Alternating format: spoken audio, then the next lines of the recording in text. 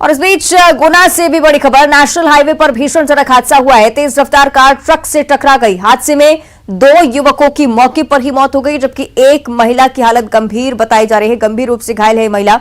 शव कार में बुरी तरह से फंसे हुए हैं। गुना से ब्यावरा की ओर कार जा रही थी।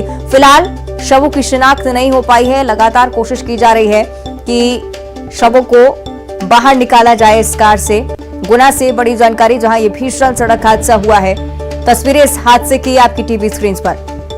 नेशनल हाईवे पर यह हादसा, ब्यावरा की ओर कार जा रही थी, उसी दौरान दुर्घटनाग्रस्त हुई। तेज रफ्तार कार ट्रक से टकरा गई और कार के परखच छोड़ गए। तस्वीरें आप देखिए, अंदाजा आप लगा सकते हैं किस तरह से यह हादसा हुआ होगा।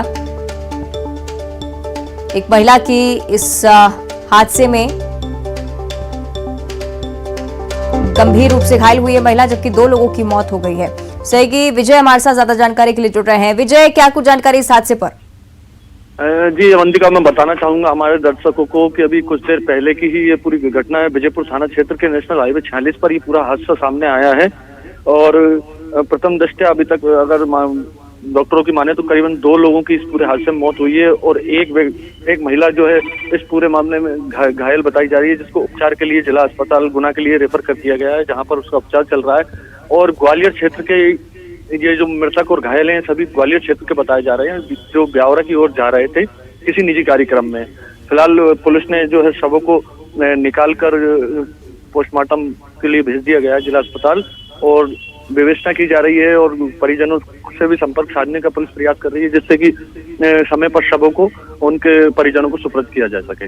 जी अवंतिका। ठीक है, शुक्रिया आपका विजय इस जानकारी के लिए। तो तस्वीरें इस हादसे की आपको हम लगातार दिखा रहे हैं। जिस तरह से हमारे सहयोगी इस बारे में जानकारी दे रहे थे कि भीषण सड़क हादसा है। कोशिश की जा रही है कि शवों को इस कार से बाहर निकाला जाए, क्योंकि कार के परखच छोड़ चुके हैं। कितनी बुरी हालत है, कितनी बुरी तरह से क्षतिग्रस्त हुई है कार, तस्वीरों में आप देख सकते हैं।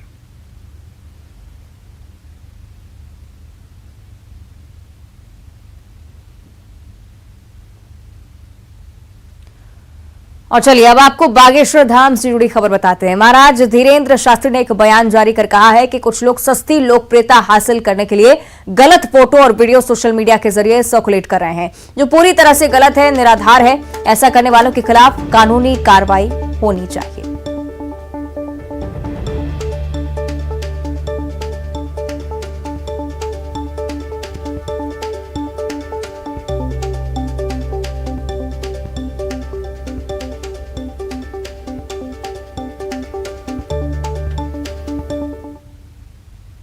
कृष्ण शास्त्री ने वीडियो जारी कर बिना तथ्यों के आधार पर वीडियो अपलोड करने वालों को खुली चेतावनी दी है।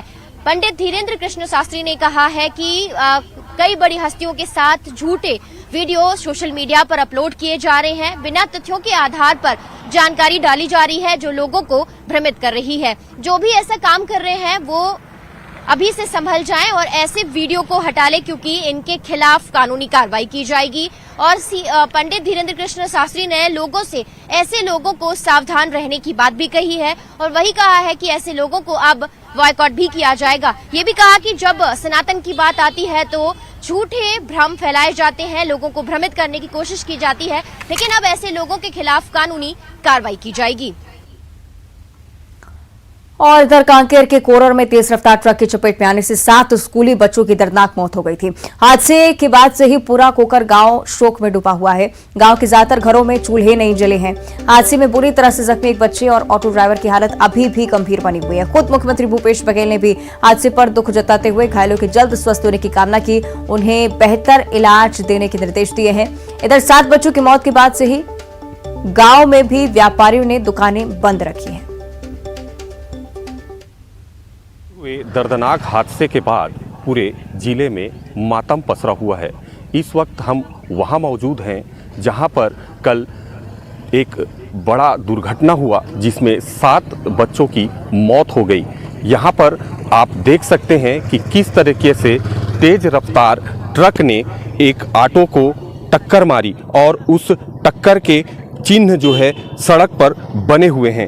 और भी कई चीज़ें हैं जो आपको और हम आगे लेकर चलते हैं। ये देखिए ट्रक और ऑटो के जो है परखच्चे उड़ गए थे ऑटो के, और उनके सामान इधर उधर बिखरे हुए पड़े नज़र आ रहे हैं। इस दुर्घटना को देखने के लिए आसपास के ग्रामीण अभी भी इस घटना स्थल पर मौजूद हैं और वो अपना दुख भी प्रकट कर रहे हैं। और वहीं पर एक बच्चे का यहाँ पर शूज भी दिखाई दे रहा है, जूता जो कल वो पहनकर स्कूल गया होगा और जब वापस अपने घर जा रहा था तब ये जूता वहीं पहना रहा होगा। आप देख सकते हैं अनियंत्रित ट्रक ने किस तरीके से जड़ से ही पेड़ को उखाड़ दिया और उनकी शाखाएं कई मीटर दूर तक खेत में पड़ी हुई नजर आ रही है। इस घटना को लेकर इस क्षेत्र में मातम पसरा हुआ है, लोगों में दुख है और उस दुख को व्यक्त करने और उस घटना को देखने के लिए यहाँ घटना स्थल पर अभी भी यहाँ लोग मौजूद हैं। आप देख सकते हैं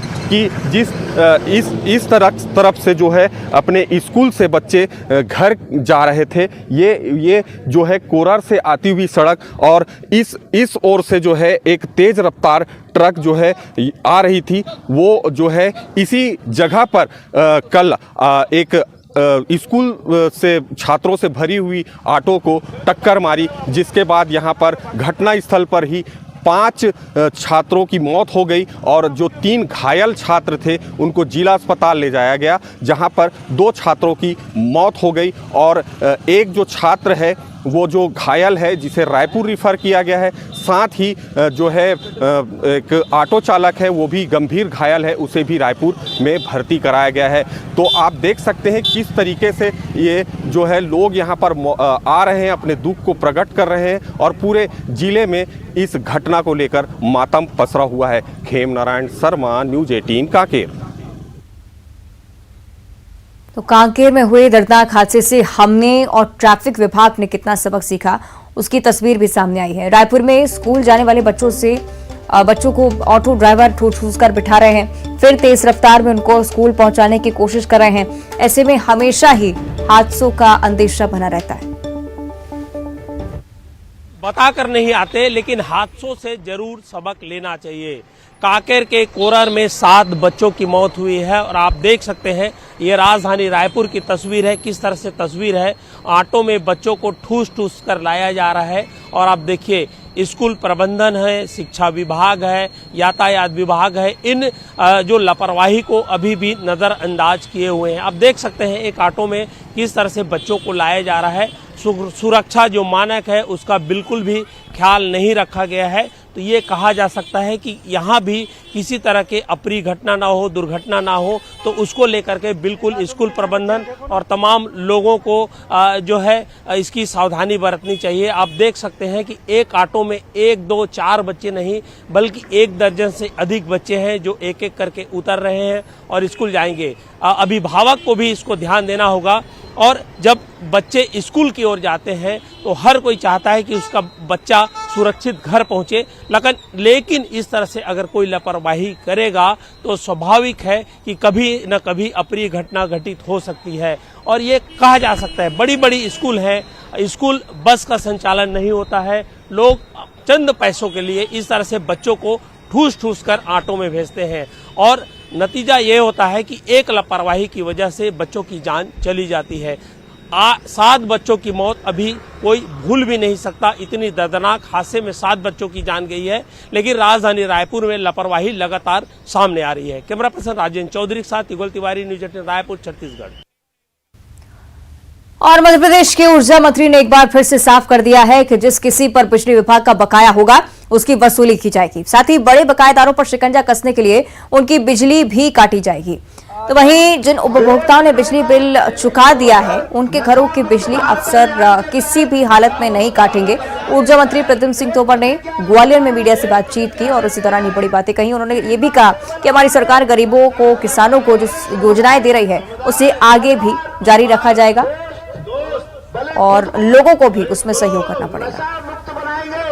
राजधानी भोपाल में बिजली विभाग के अधिकारियों की मनमानी अब तक जारी है।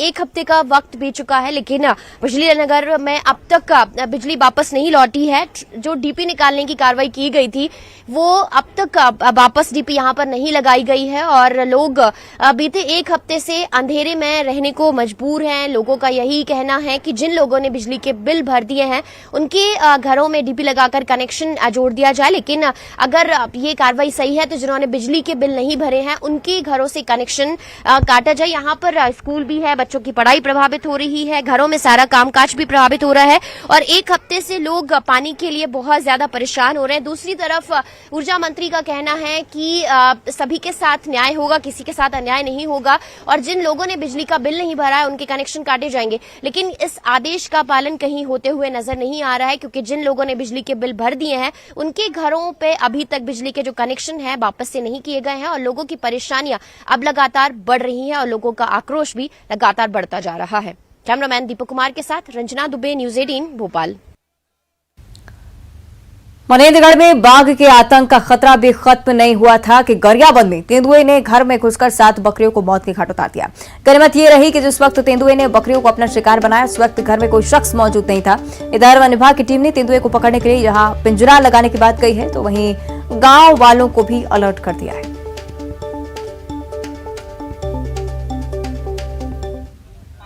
ग्राम बेलर में तेंदुए का आतंक देखने को मिला। घर में घुसकर तेंदुए ने 7 बकरियों पर हमला किया है और 7 बकरियों को अपना शिकार बनाया है और हम उसी घर पर मौजूद हैं। ये पंजा बताया जा रहा है और ये तेंदुआ का पंजा बताया जा रहा है। यहाँ पर मौजूद है डिप्टी रेंजर वर्मा, उनसे ही जानकारी लेते हैं। क्या कुछ जानकारी मिली सर? तेंदुआ बाघ द्वारा रात के समय में 2-3 के बजे के आसपास में सभी को मार के और एक को घायल करके वो अपने वो जंगल की ओर चला गया। कोटवारों के द्वारा मुनियादी करवा दिया गया है। अपना ड्यूटी जो है रात के समय में पूरे गांव के अंदर में जो है ड्यूटी देंगे। तो देखिए ये तेंदुआ का जो है पद चिन्ह है और ये देखिए ये तेंदुए का जो है निशान है जो दीवार में चढ़कर उस पार गया और 7 जो बकरियां हैं उसे अपना शिकार बना लिया है। तो इस घटना की जानकारी जैसे ही ग्राम बेलर वासियों को पता चला तो तमाम जो ग्रामीण हैं वो दहशत में हैं और रात के वक्त तेंदुए आने की खबर से ही सब हैरान है। इस बात को लेकर वन विभाग ने पूरे क्षेत्र में हाई अलर्ट जारी कर दिया है। पूरे मामले की जांच पड़ताल किया जा रहा है। तो तेंदुए ने घर में घुसकर 7 बकरियों पर को शिकार बनाया है और इस खबर ने पूरे इलाके में दहशत फैला दिया है। न्यूज 18 के लिए गरियाबंद से शेख इमरान। ग्वालियर में नर्स भर्ती परीक्षा का पर्चा लीक होने के मामले में जहां जिला प्रशासन की किरकिरी हो रही है, तो वहीं पुलिस ने मामले में बड़ा एक्शन लेते हुए कोचिंग संचालक को गिरफ्तार कर लिया है। पकड़े गए संचालक से पुलिस पूछताछ कर रही है, लेकिन अभी तक अपने मुखिया के बारे में, अपने मास्टरमाइंड के बारे में कोई खुलासा उन्होंने नहीं किया है। जबकि पर्चा लीक मामले का मास्टरमाइंड पुष्कर पांडे अभी तक गिरफ्तार नहीं हुआ है, जिसकी गिरफ्तारी के लिए प्रयास लगातार किए जा रहे हैं।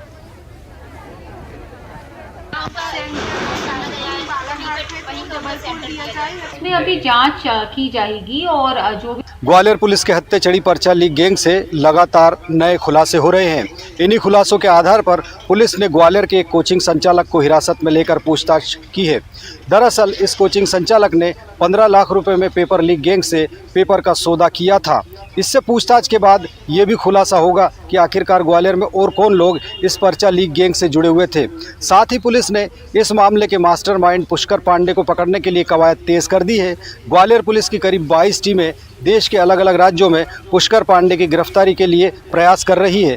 पूछताछ में ये भी खुलासा हुआ है कि इस गैंग ने उत्तर प्रदेश, मध्य प्रदेश सहित देश के कई राज्यों की लगभग 10 से ज़्यादा परीक्षाओं का पर्चा आउट किया था। और इस गैंग ने ये जो भर्ती कंपनी है जिसके ज़रिए मध्य प्रदेश पे स्टाफ नर्स भर्ती की परीक्षा आयोजित की जा रही थी, इस कंपनी के कुछ अधिकारियों से साठगांठ करके पर्चा करीब 3.5 करोड़ रुपए में ख़रीदा था। और इसी पर्चे को लीक करने के बाद इस गैंग ने ग्वालियर में अपना जाल फैलाया था और यहाँ 70 से 80 छात्रों को अपने झांसे में लेकर पर्चा करीब 2 से 3 लाख रुपए में बेचने का वादा किया था। लेकिन ग्वालियर पुलिस की कार्रवाई के चलते 8 लोगों की ये गैंग गिरफ्त में आ गई, जबकि मास्टरमाइंड पुष्कर पांडे अभी फरार है। ग्वालियर का कोचिंग संचालक भी कई राज उगल रहा है। माना जा रहा है कि आने वाले दिनों में ये घोटाला न सिर्फ मध्य प्रदेश बल्कि देश के कई राज्यों से जुड़ा हुआ सामने आएगा। इसमें पुलिस कई और गिरफ्तारियां करने का दावा कर रही है। सुशील कौशिक, न्यूज़ 18 ग्वालियर।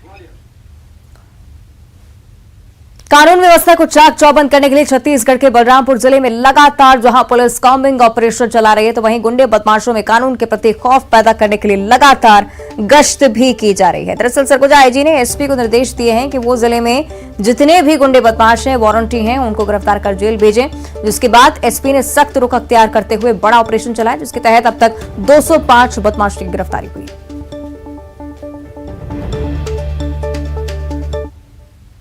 रामगोपाल गर्ग के निर्देशानुसार बलरामपुर जिले में ईगल ऑपरेशन चलाया जा रहा है।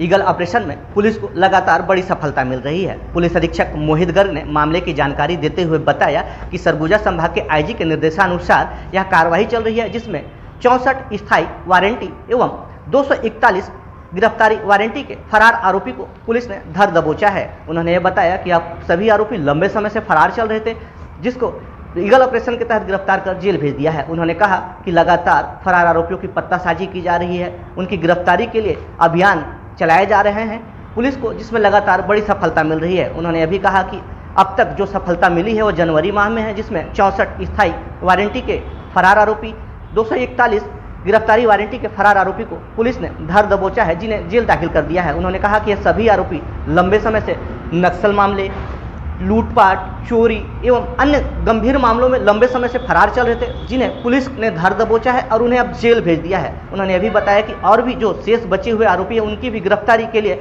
अभियान के तहत कार्रवाई चल रही है। पुलिस लगातार फरार आरोपियों की खोजबीन कर रही है। सूरज कुमार गुप्ता, न्यूज़ 18 बलरामपुर। और अब सीधी तस्वीरें आपको छत्तीसगढ़ से दिखाएंगे। सीएम भूपेश बघेल क्या कुछ कह रहे हैं, आइए सुनते हैं। कल बस्तर में जो है वो जितनी घटना आ रही है, किस तरह इसको देखते हैं कि चुनावी साल है और अपनी जमीन मजबूत करने के लिए यहाँ पे ये नेता जाते हैं, फिर दिल्ली में बैठक होती है और हमारे प्रदेश के भारतीय जनता पार्टी के नेताओं को फिर घर आने का काम होता है, तो एक बार फिर से उसकी पुनरावृत्ति होगी। सर, नेहरू संग्राम को लेकर प्रधानमंत्री नरेंद्र मोदी सवाल उठाया। उन्होंने कहा कि उनकी पीढ़ी के लोगों को नेहरू शब्द का इस्तेमाल करने में शर्म क्यों आती है, इसको कैसे देखते हैं? कल हमारे 70+ प्रधानमंत्री जी सीना ठोक ठोक के बात किए, सीना ठोक ठोक के उन्होंने जो भाषण दी, लेकिन जो बात कहनी थी वो नहीं कहा। पूरा देश सुनना चाहता था अडानी के बारे में, लेकिन उसके बारे में एक शब्द उन्होंने नहीं कहा। LIC के पैसे डूब रहे हैं, SBI के पैसे फंसे हुए हैं, इसके बारे में प्रधानमंत्री जी ने एक शब्द नहीं कहा। बजट तो सब सीना ठोक ठोक के बात की। अच्छा लग रहा था भाषण, सीना ठोक ठोक के बात कर रहे थे। 70+ होने के बाद भी अभी दमखम बाकी है, लेकिन सवाल इस बात है, देश जो सुनना चाहता है उसके बारे में कुछ नहीं बोल रहा। पूरा देश सुनना चाहता है कि आखिर अडानी दूसरे नंबर से खिसक के 23वें नंबर पे कैसे पहुंच गए, जो 609 नंबर में थे वो दूसरे नंबर में कैसे पहुंचे, ये कहानी सुनना चाहते थे प्रधानमंत्री से। राहुल जी ने तो इतने पूछा ना कि कितने बार आप प्लेन में उसको ले गए और उसके बाद कितने बार उनका दौरा हुआ और उस देश से उनसे क्या क्या डील हुई, वहाँ सेल कंपनियों के बारे में बताएं। देश की सुरक्षा का मामला है, यहाँ देश में सेल कंपनी के बारे में कलकत्ता में रोज कार्रवाई होती है, लेकिन यहाँ जो सेल कंपनी है उसके बारे में कोई जांच नहीं। सवाल इस बात का है कि ED, IT, CBI के जो उपयोग दुरुपयोग जो भी कहें, भले एक जीविका कंपनी की तरफ से खंडन आ गया, लेकिन वो तिथि तो बताएं, क्या जब डील हुई उसके ठीक पहले उसके यहाँ IT और ED का रेट नहीं हुआ था, और जो कंपनी खरीदे उसमें IT, ED का रेट नहीं हुआ था। वो सारे दस्तावेज हैं, चीख चीख के कह रहे हैं कि IT, ED के रेट के बाद ही ये सारी संपत्ति हैंड ओवर हुआ अडानी को। भले वो जब IT, ED के रेट चलते अपनी संपत्ति को ही जीवन भर की कमाई को दूसरे को सौंप दिए, बेचने के लिए बाध्य हुए, तो अब अब क्या हिम्मत कर पाएंगे वो बोलने का? तो राजनीतिक दुरुपयोग कभी तक सुनते आ रहे थे, लेकिन अपने मित्र को फायदा पहुंचाने के लिए भी IT ED का दुरुपयोग हो रहा है। ये राहुल जी ने लोकसभा में बात कही है, ये महत्वपूर्ण है। संविदा नियुक्ति को लेकर कर्मचारी अधिकारियों राजभवन ने याचिका दायर की थी, उससे एक बार की कहा कि नोटिस नहीं दी जा सकती और अप्रसन्नता भी व्यक्त की है महाधिवक्ता को लेकर। देखिए, राज्यपाल जी के व्यक्तिगत रूप से मैं बहुत सम्मान करता हूँ, मेरी बड़ी बहन की तरह, लेकिन जहाँ राज्य के लोगों के हित की बात है और खासकर नौजवानों के हित की बात है, क्योंकि आरक्षण का लाभ इन्हीं वर्ग को मिलना है, चाहे ST हो, SC हो, OBC हो, EWS हो, इसको मिलना है। और इसमें भारतीय जनता पार्टी के हाथों में जो खेल रही राजभवन, ये बहुत दुर्भाग्यजनक है। और बात यह है कि यदि विधानसभा से जो बिल पारित हो, या तो उसे आप लौटा दें या हस्ताक्षर करें या अनंत काल तक रख सकते हैं। इस बात को मैं बार बार मैंने कहा है। चौथा काम उसमें नहीं है आपका, 3 ही काम कर सकते हैं उस धारा के तहत, सेक्शन 200 के तहत, आर्टिकल 200 के तहत केवल वही है कि आप हस्ताक्षर करेंगे, वापस विधानसभा वापस करेंगे या अनंत काल तक रोक सकते हैं। मतलब जल्दी से जल्दी उसको वापस करना है भाई। अनंत काल मतलब यह है कि उम्मीद यही किया जाता है, उसको ग्रे एरिया क्यों छोड़ा गया कि राज्यपाल क्योंकि संवैधानिक प्रमुख है, इसलिए उसमें जल्दी निर्णय लेंगे, उसको बाध्यकारी नहीं किया गया, लेकिन वो जो ग्रे एरिया छोड़े उसको दुरुपयोग हो रहा है। और चलिए इस बीच बढ़ते हैं कांकेर से बड़ी खबर की ओर। सड़क हादसे का आरोपी ट्रक ड्राइवर गिरफ्तार हो चुका है। हादसे के बाद से ही ट्रक ड्राइवर फरार चल रहा था। कल सड़क हादसे में 7 बच्चों की मौत हो गई थी, एक बच्चा, साथ ही साथ ऑटो का ड्राइवर अभी भी गंभीर रूप से घायल है, घायल अवस्था में इलाज चल रहा है। लेकिन ये बड़ी जानकारी, आरोपी ट्रक ड्राइवर अब पुलिस की गिरफ्त में है। कांकेर से खबर मिल रही है, हादसे के बाद से ही ट्रक छोड़कर ड्राइवर वहां से फरार हो गया था। कल सड़क हादसे में 7 बच्चों की मौत हुई थी। तो पुलिस के लिए बड़ी सफलता, ट्रक ड्राइवर गिरफ्तार हो चुका है।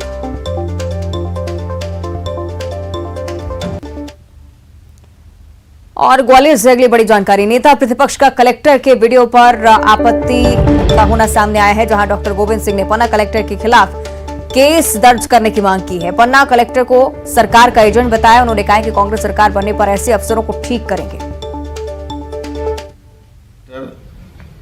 संजय मिश्रा भारतीय जनता पार्टी का एजेंट बन के काम कर रहा है।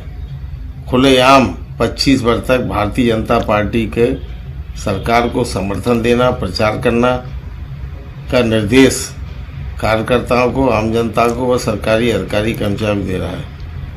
ऐसे अनुशासनहीन कलेक्टर, जिसको मध्य प्रदेश उच्च न्यायालय ने भी इसके विरुद्ध टिप्पणी की है, उसके हटाने का कार्रवाई का निर्देश दिया था, परंतु शिवराज सिंह जी मुख्यमंत्री की सरकार इस तरह के हाई कोर्ट के आदेश या निर्देश की भी धज्जियां उड़ा रही है। संजय मिश्रा जैसे कलेक्टर को तत्काल निलंबित करके उसको बर्खास्त किया जाए। अगर संजय मिश्रा को राजनीति करने का शौक है तो तत्काल इस्तीफा देके चुनाव लड़ने के लिए भारतीय जनता पार्टी का टिकट लेके चुनाव लड़े, तो उनको पता चल जाएगा उनकी हैसियत क्या है। और अब धमतरी से बड़ी खबर है। धमतरी जनपद पंचायत में अविश्वास प्रस्ताव पर आज वोटिंग होनी है। अध्यक्ष उपाध्यक्ष के खिलाफ अविश्वास प्रस्ताव पर वोटिंग होगी। विशाखापट्टनम से धमतरी जनपद पंचायत लौटे 20 सदस्य धमतरी जनपद पंचायत कार्यालय 20 सदस्य पहुंच चुके हैं। विश्वास प्रस्ताव का आवेदन के बाद विशाखापट्टनम गए थे। अविश्वास प्रस्ताव पर अब से कुछ ही देर बाद मतदान शुरू होगा।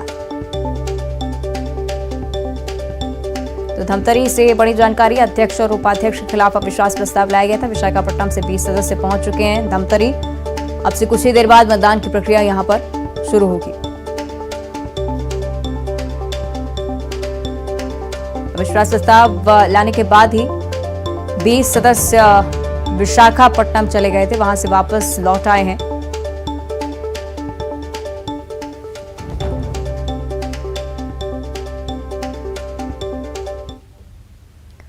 और अब देखिए 25 से